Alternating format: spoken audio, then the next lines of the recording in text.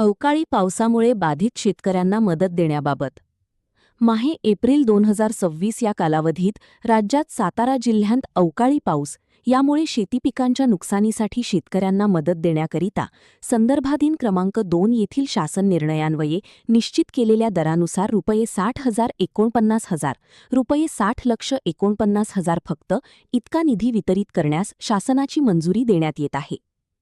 या शासन निर्णयासोबत जोडलेल्या प्रपत्रात दर्शविल्याप्रमाणे उपलब्ध तरतुदीमधून अथवा आवश्यकतेनुसार पुनर्विनियोजनाद्वारे तरतूद उपलब्ध करून घेऊन कार्यासन मदत 3M11 यांनी हा निधी वितरित करावा।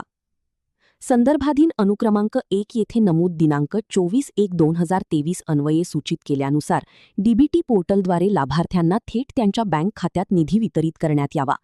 सोबतच्या प्रपत्रामधील सर्व लाभार्थ्यांची माहिती विहित नमुन्यात काळजीपूर्वक तयार करून संबंधित अधिकाऱ्यांनी ती संगणकीय प्रणालीवर भरून मान्यतेबाबत नियमानुसार कार्यवाही करावी।